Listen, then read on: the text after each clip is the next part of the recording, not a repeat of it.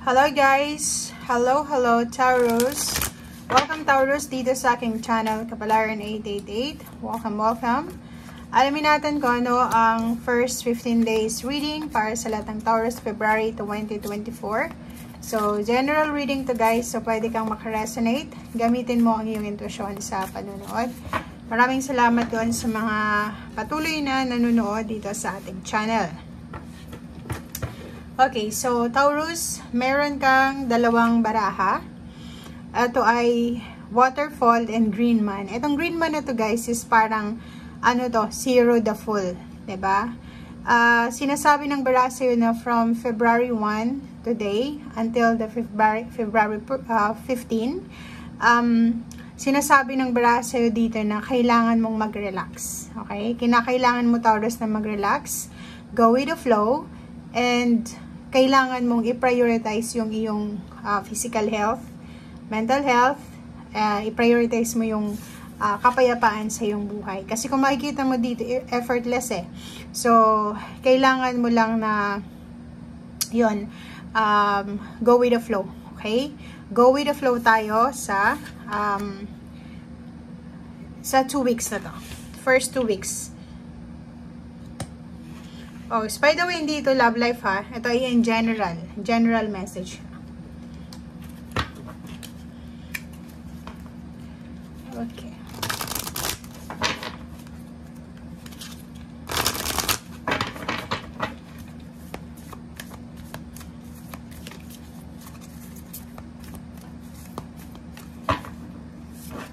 Okay, and third card natin is number 45-9. Be supportive. Make a genuine effort to show you care. Okay. So, sa lahat ng area sa buhay mo, mapa-relationship, mapatrabaho, mapanegosyo, or kung ano man to na sinasabi ng baraha mo, ang sinasabi sa'yo dyan na kailangan mo daw na suportahan. Kailangan mong ipakita ang iyong full support sa isang tao, sa isang trabaho, sa isang business, sa isang organisasyon, or sa kung ano pa man. Okay? So, dito, pwedeng relationship siya, pwedeng Taurus, kailangan mong supportahan ang karelasyon mo, or posibleng kailangan mong supportahan ng family mo, or ikaw yung nangangailangan ng suporta sa first 2 weeks na to ng February 2024. Comment down below if resonated ka.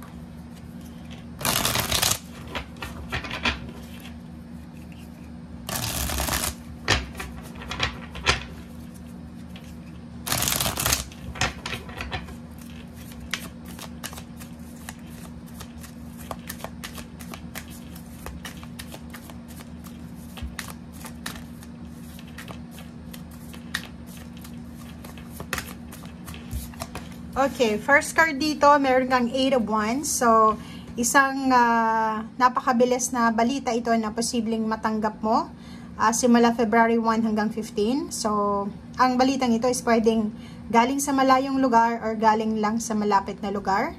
And ang good news na to ay posibleng magdala sa iyo ng victory and success, hope, 'di ba, pag-asa.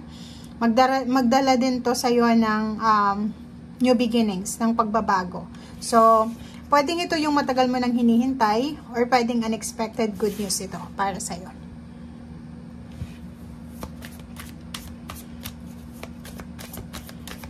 Okay, ano pa ba?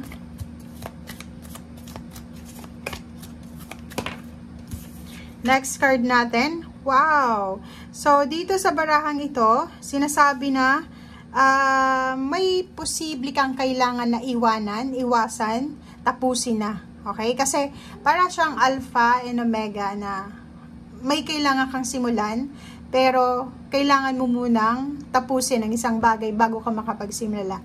It's either a relationship, it's either a commitment like business partnership, collaboration, or like sa bahay, kung gusto mong tumira sa ibang lugar, kailangan mong ayusin muna yung kasalukuyan mong tinitirhan, di ba? So, kailangan muna nating isettle lahat ng mga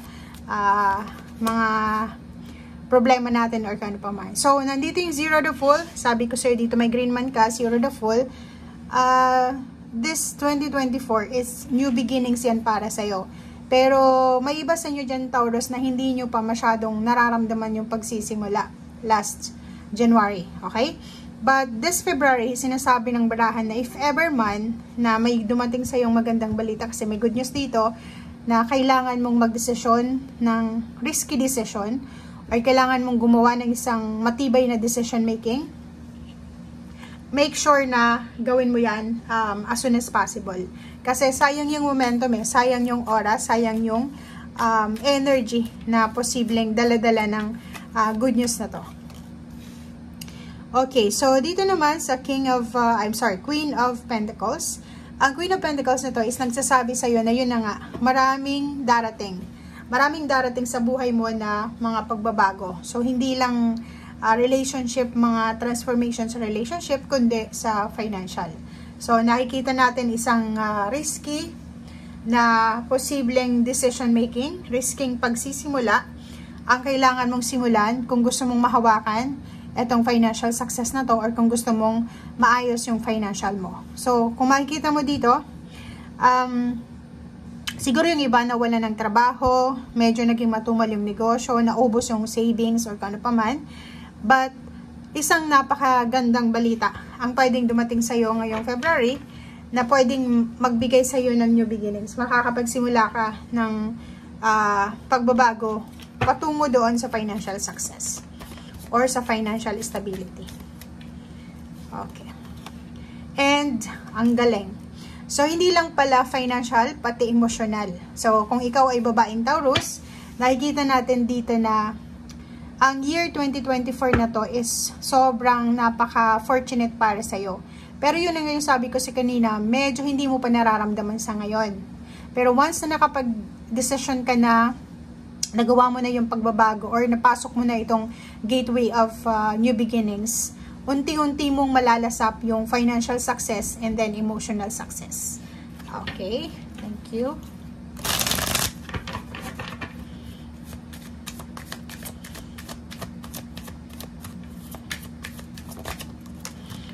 Okay. Next card natin, relationship, ganun din. Nakikita natin dito na may relationship to the next level na tayo dito. And it's either ikaw or yung karelasyon mo, posibleng kayo ay siswertehin sa usaping pera. Kasi kung makikita mo dito, Nine of Pentacles yan is abundance, achievements, financial wishes, dreams and goals na natupad, 'di ba? So, posibleng ikaw or yung karelasyon mo or asawa or family members mo siya ay makakatanggap kayo ng mga manifestation ng wishes nyo. Unexpected man yan or hindi expected. Okay, ang galing. Ang synchronized ng numbers mo, ang synchronized ng baraha mo, meron kang Queen of Pentacles, Queen of Cups. Meron ka din ditong Nine of Pentacles, which is resonated siya dito sa Queen of Pentacles. And ito din na Nine of Cups is resonated siya sa Queen of Cups. So, ibig sabihin yan, sobrang magiging harmonious, peaceful, clear, enlightened ka for this month. And sinasabi ng baraha dito na sobra kang masaya kasi emotional and financial success ito na posibleng hatid sa'yo ng good news na to or balitang yan. So, comment down below if ano yan na ini-expect mo or minamanifest mo. So, pera.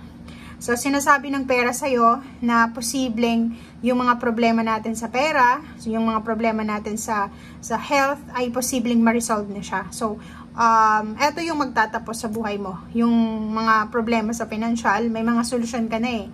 May mga possible solution ka na pwedeng maisip or possible na new beginnings na pwedeng magawa mo para makaalis ka diyan sa sitwasyon na yan. So, etong Ace of Pentacles na to, it's either new job, new source ng income, kasi may gateway siya eh. Malaki, malawak yung pinto, wala siyang luck. So, sinasabi ng baraha, pwede kang makalabas-masok dyan sa victory and success na yan or sa abundance. So, sinasabi ng baraha, etong chance na ibibigay sa'yo is, parang ano siya, eto yung reward sa'yo. Eto yung reward sa'yo for being, 'di ba, as Taurus, tahimik, 'Diba? Mapagtiis, nagsisuffer lang ng mag-isa. So, sinasabi ng Baraha sa'yo dito na if ever man na wala kang trabaho ngayon, wala kang mapagkakakitaan, may sakit ka pa, be hopeful.